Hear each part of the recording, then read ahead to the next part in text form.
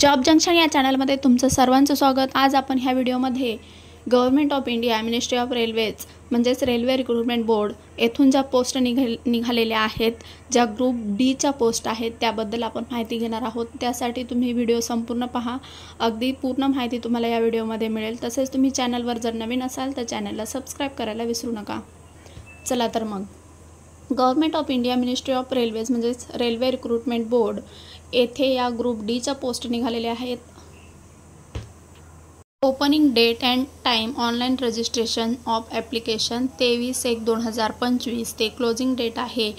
Application सबमिशनची जी closing date आहे ती 22/2/2025 आहे। तसेच पेमेंट तुम्ही आणि ऑनलाइन सबमिशन हे 22/2 पर्यंत करायचं आहे। तसेच तुम्हाला ते मॉडिफाय 6/3/2025 पर्यंत करता येणार आहे। तर इथे इनिशियल पे 18,000 असणार आहे। मेडिकल स्टँडर्ड ॲनेक्चर ए मध्ये दिलेला आहे। एज लिमिट 18 ते 36 वर्ष असणार आहे। टोटल वॅकन्सीज 32,438 आहेत। Various post in level 1 of 7 CPC pay matrix म्हणजे 7 जे पे कमिशन आहे त्यानुसार तुम्हाला इथे पेमेंट मिळणार आहे। Important instruction registration and submission online application, तर इथे तुम्हाला इन्स्ट्रक्शन दिलेले आहेत। ॲप्लिकेशन कधी चालू होणार आहे ऑनलाइन, तर ते 22/2/2025 पर्यंत तुम्हाला ही डेट दिलेली आहे। तोपर्यंत तुम्ही इथे फॉर्म फिल करू शकता। तसेच इथे CBT 1 CBT 2 मेडिकल तसेच तुमचं डॉक्युमेंट व्हेरिफिकेशन होणार आहे। एज लिमिट तुम्हाला इथे दिलेलं आहे। तर age लिमिटनुसार SC ST OBC EWS यांच्यासाठी काही सूट असणार आहे। तसेच तुम्हाला इथे ऑनलाइन फॉर्म सबमिशन करताना काही प्रॉब्लेम आले तर तिथे तुम्हाला हेल्पलाइन नंबरही दिलेले आहेत।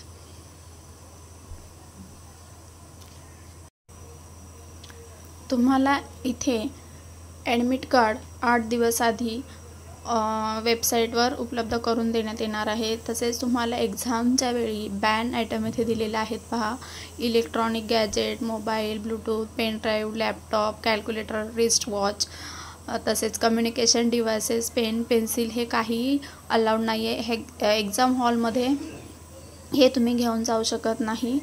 तसेच तुम्हाला तुमचं ID कार्ड आणि जे हॉल तिकीट आहे त्याची प्रिंट काढून ते तुम्हाला घेऊन जायचं आहे। इथे निगेटिव्ह मार्किंग असणार आहे। 1/3 तुमचं इथे निगेटिव्ह मार्किंग असणार आहे।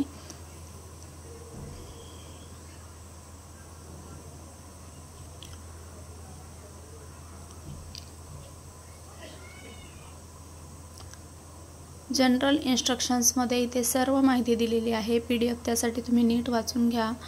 तसेच तुम्ही जर कास्ट कॅटेगरीमध्ये असाल तर तुमच्याकडे कास्ट सर्टिफिकेट असणं गरजेचं आहे। तुम्ही जर बॅकवर्ड क्लासेसमध्ये असाल, EWS असाल तर OBC असाल तर तुमच्याकडे ते त्या नॉर्मचे सर्टिफिकेट असणं गरजेचं आहे। तुम्हाला फॉर्म फिल तुमच्या SSCच्या सर्टिफिकेटनुसार इथे फिल करायचं आहे, म्हणजेच वडिलांच्या नावाने फॉर्म फिल करायचा आहे। जरी तुमचं लग्न झालेलं असेल तरीसुद्धा SSC मार्कशीटवर आणि सर्टिफिकेटवर जे नाव आहे त्यानुसार तुम्ही इथे फॉर्म फिल करायचा आहे।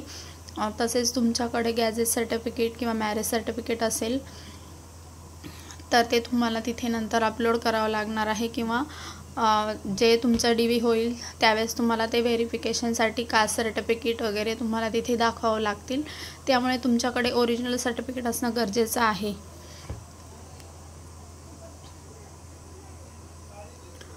तर फ्री ट्रॅव्हल फॅसिलिटी इथे दिलेली आहे। जे SC ST आहेत तसेच त्यांना जर प्रवास करायचा असेल तर त्यासाठी इथे रिक्रुटमेंटसाठी CBT पेड DVs ॲप्लिकेबल असं दिलेलं आहे। म्हणजे तुमच्याकडे जर ते सर्टिफिकेट असेल तर तुम्ही तिथे फ्रीमध्ये तुम्हाला ट्रेनने ट्रॅव्हलिंग तुम्ही करू शकता।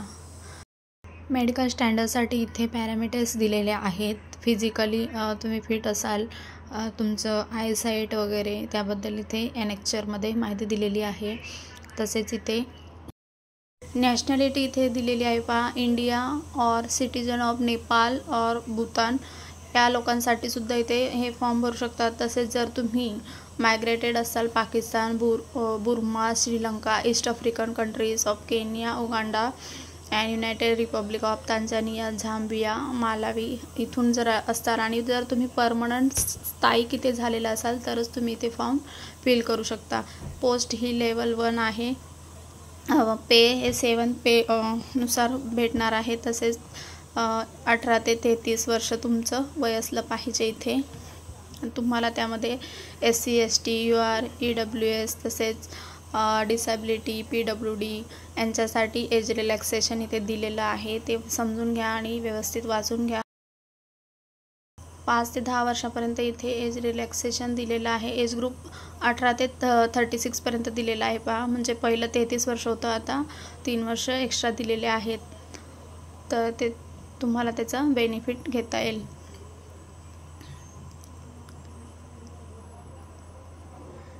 एज्युकेशनल क्वालिफिकेशन काय असणार आहे तर तुमचं 10th पास असाल, ITI झालेलं असेल, 12th असाल तर तुम्ही इथे हे फॉर्म फिल करू शकता. इथे कॅन्डिडेट कॅटेगरी दिलेला आहे. एक्झामिनेशन ऑफ फी दिलेला आहे पहा. तर याच्यामध्ये फीमध्ये कन्सेशन फक्त PWD फिमेल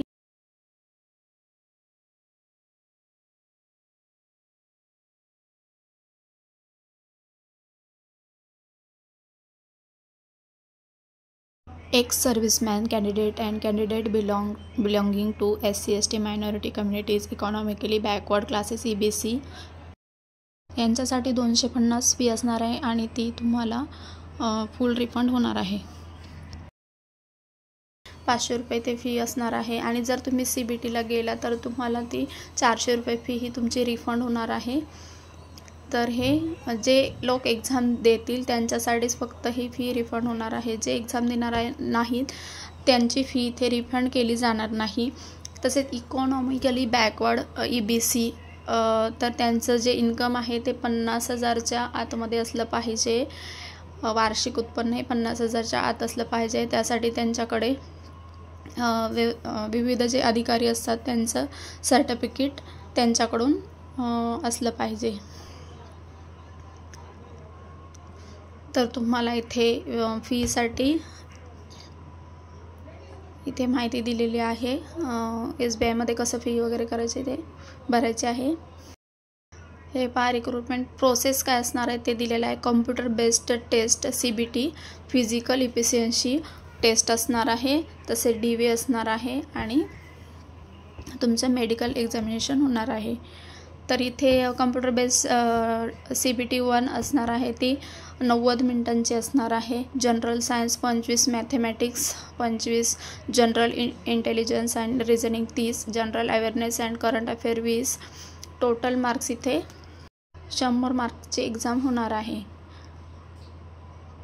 तर जे लेवल असणार आहे ते 10th स्टँडर्ड लेवल असणार आहे. CBSCचं असणार आहे. मॅथमॅटिक्स असणार आहे. जनरल इंटेलिजन्स अँड रिझनिंग याच्यामध्ये काय काय असणार आहे ते इथे दिलेलं आहे. नंबर सिस्टीम, बोर्ड मास, डेसिमल फ्रॅक्शन, LCM वगैरे. जनरल इंटेलिजन्समध्ये डिकोडिंग कोडिंग वगैरे जे काय आहे ते दिलेलं आहे ते सर्व पाहून घ्या. फिजिकल इफिशियन्सी टेस्ट PET मेलसाठी 35 kilo weight for distance 100 metre 2 मिनटात पार करायचं आहे. Should be able to run for distance 1000 metre हे 4 मिनटं आणि 15 सेकंडमध्ये तुम्हाला करायचं आहे. फिमेलसाठी 20 kg दिलेलं आहे. 100 मीटर म्हणजे 2 मिनटात तुम्हाला 100 मीटर 20 kg चालत जायचं आहे आणि 1000 मीटर 5 मिनटामध्ये तुम्हाला रनिंगसाठी दिलेलं आहे. जे डिसॅबिलिटीज पर्सन असतील किंवा प्रेग्नेंट वुमन असतील त्यांच्यासाठी फिजिकल इफिशियन्सी टेस्टमध्ये सूट आहे. त्यांच्यासाठी हे होणार नाही आहे. जर तुम्ही प्रेग्नेंट तिथे निघालात तर तुम्हाला क्वालिफाय केलं जाणार नाही आणि तुम्ही जर प्रेग्नेंट नसाल तरच तुम्ही इथे फिजिकल टेस्ट देऊ शकता. ट्रान्सजेंडर्स कॅन्डिडेटसाठी relax PET physical efficiency test जी असणार आहे standard equivalent to the PET standard for फिमेलसाठी जे असणार आहे तेच त्यांना मिळणार आहे. नॉर्मलायझेशन मार्क्स असणार आहे. इथे हाऊ टू अप्लाय दिलेला आहे.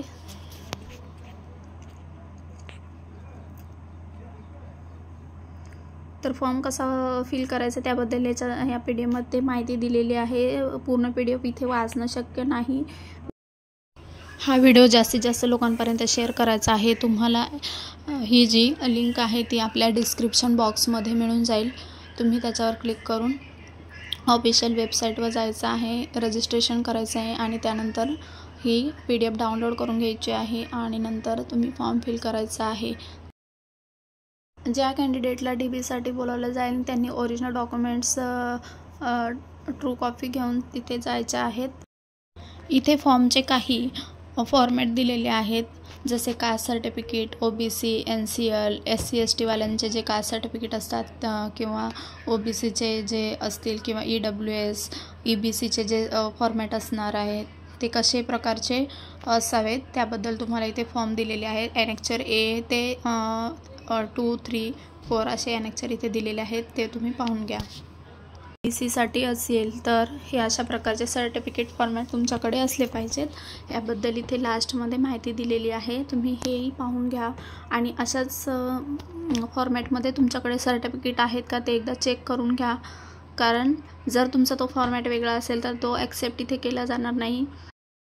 तर हे पहा, रेल्वे वाईज इथे पोस्ट दिलेले आहेत, म्हणजेच वेस्टर्न रेल्वे, जयपूर, मुंबई अशा ज्या विभागांमध्ये ज्या ज्या पोस्ट आहेत त्याबद्दल माहिती दिलेली आहे. ते जबलपूरमध्ये किती पोस्ट आहेत, भुवनेश्वरमध्ये किती आहेत, बिलासपूरमध्ये किती आहेत, न्यू दिल्लीमध्ये किती आहेत, मुंबईमध्ये किती आहेत. तर याबद्दल इथे सर्व माहिती दिलेली आहे. गोरखपूरची माहिती आहे, सेंट्रल रेल्वे मुंबईची इथे माहिती दिलेली आहे. तुम्ही हे पाहून घ्या आणि त्यानुसार तुमचं पोस्ट इथे फिल करा.